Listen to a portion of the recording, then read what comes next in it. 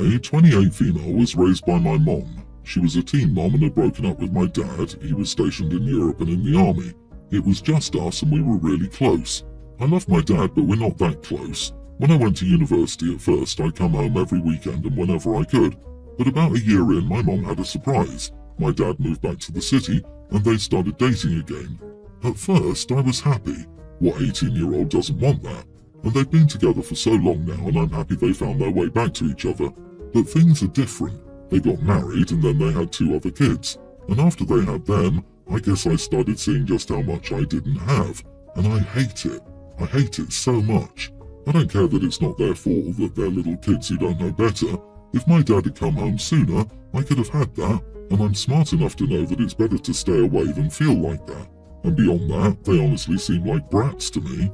So it's been about 4 years since I've visited for more than a day trip. Since I'm getting married in December, my mom wants us to go on a one-family vacation. The kids want to go to Disney World and she wants me to come along. I just told her there's no way I'm going anywhere unless it's just me and her, maybe Dad.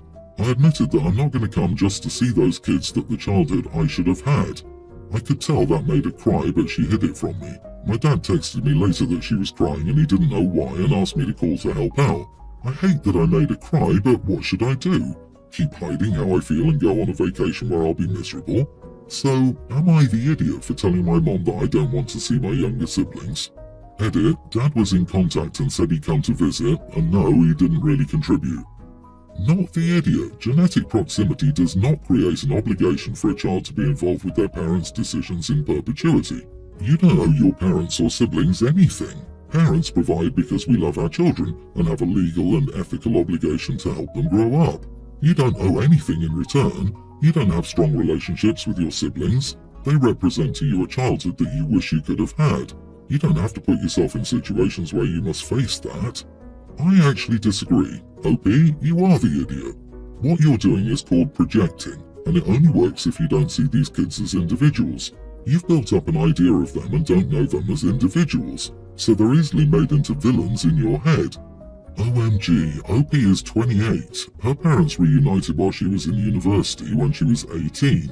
Later, her parents got married and had 2 more children. Of course she isn't close to these children. OP doesn't give their ages, but they can't be older than 10. She doesn't know them.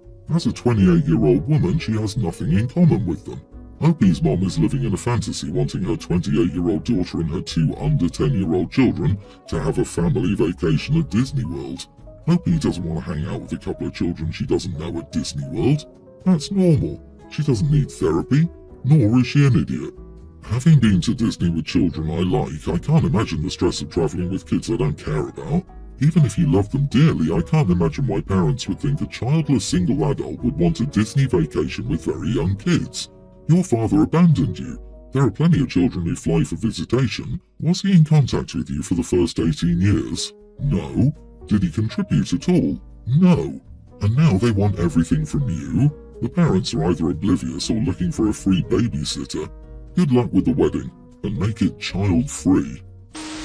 I have twins, Paige and Dylan, young teens. As twins, most years they've wanted to have a joint birthday celebration, but there have been a couple of years where they've decided to have separate parties with different friend groups or at different locations. They tell me a few weeks before their birthday in May what they want to do that year.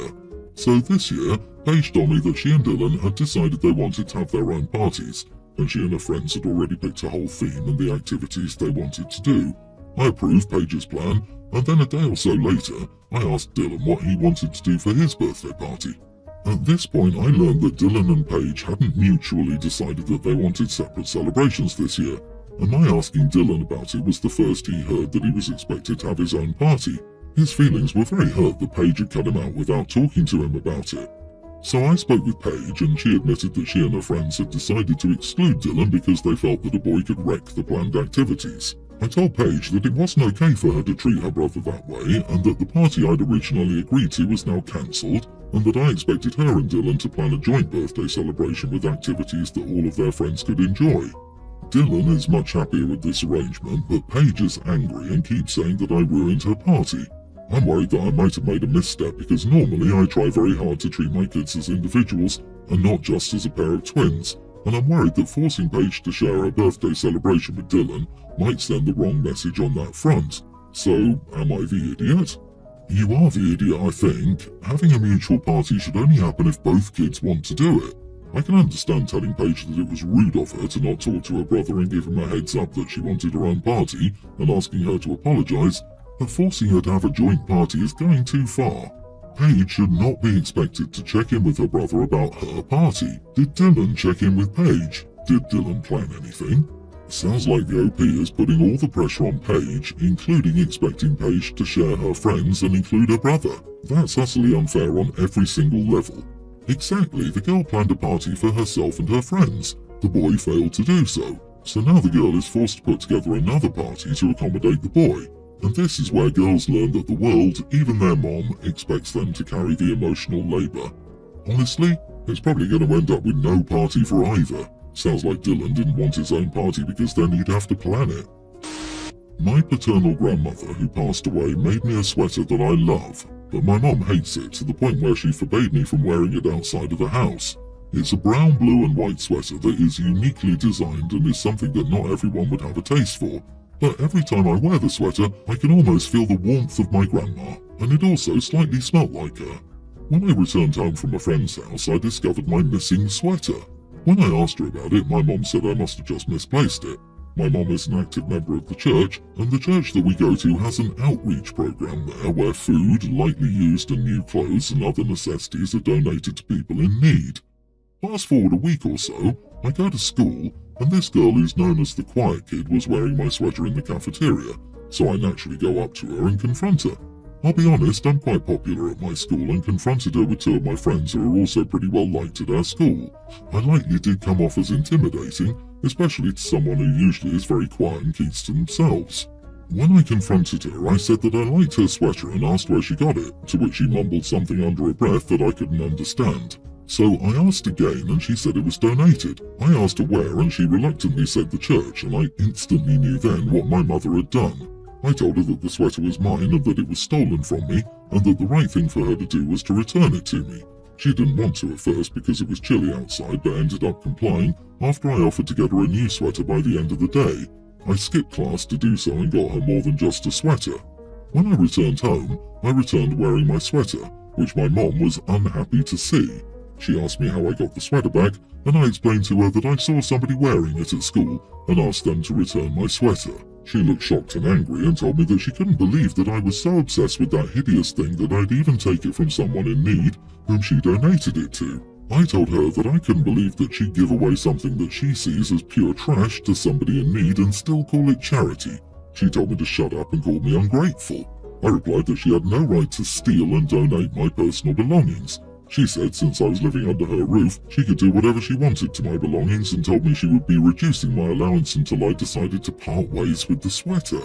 I don't know if I was an idiot in this situation, but I will certainly give back the sweater, even though it saddens me to see it go. Ah man, you are the idiot. That girl is struggling with being able to get clothes, so you confronted her in a gang publicly at school. The popular girl demanding the literal clothes off a poor and unpopular girl in the cafeteria is some mean girl's crap. Everyone's the idiot here. Your mom should not have taken your sweater, and I wouldn't give it away if it reminded you of your gran. If you're concerned that your mom won't let you keep it, give it to someone who will keep it safe for you. But you were an idiot for bullying this girl and taking the clothing off her back. It's good that you replaced the sweater, but why not get the replacement first so she didn't get cold? And why confront her with your friend gang in a public place? You need to approach her on your own, without your entourage, and give her a heartfelt apology. I disagree, not the idiot. Your mom is, because she's the one that created that whole situation. I do feel bad for that poor girl at your school. She probably doesn't want everyone to know that her family may be going through financial difficulties. But you've already replaced the sweater with another one. However, your mom has something seriously wrong with her.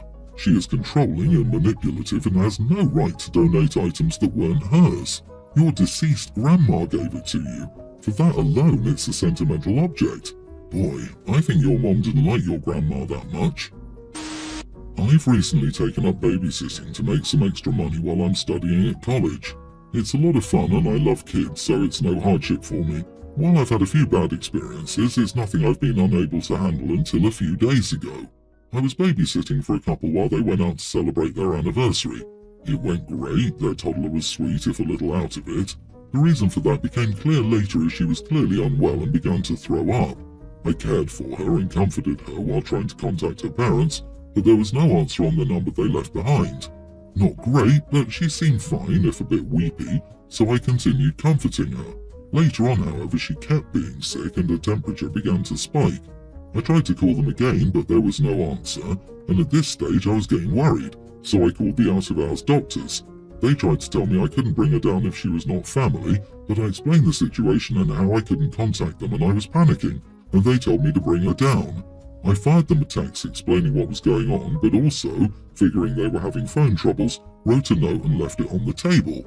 I was out at the doctor's for 3 hours with her, and by the time we got back to the house we were both exhausted and smelly from where she'd thrown up on both of us at one stage. I cleaned us off as best I could in the toilets at the doctor's, but gave her a bath, changed her into fresh PJs, and gave her the medicine the doctor had given me for her.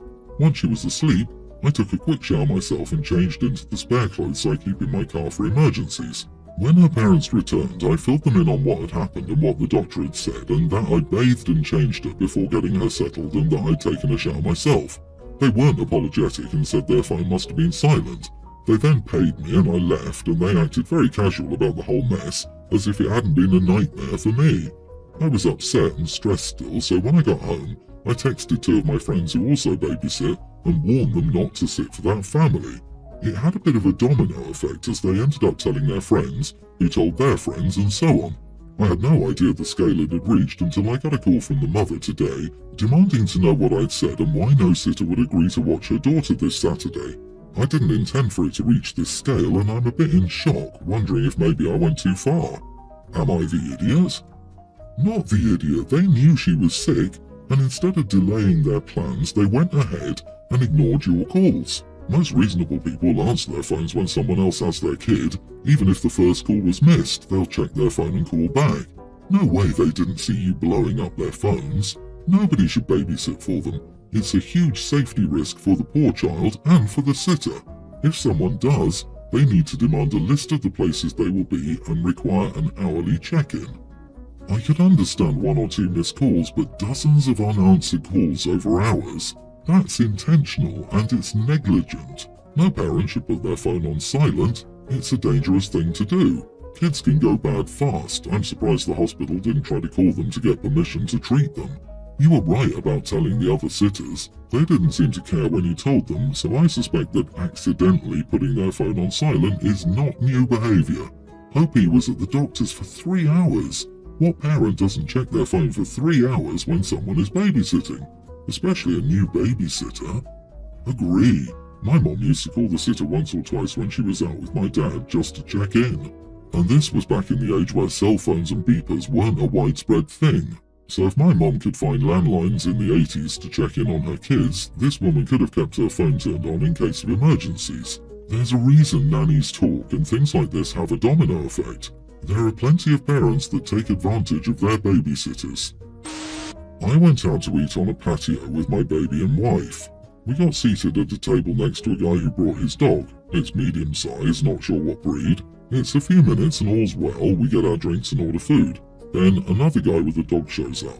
The dog barks and growls at him. The guy gets his dog to be quiet. The other dog doesn't react at all. We aren't a dog family. We chose this spot because the weather was great and the food and drinks were good.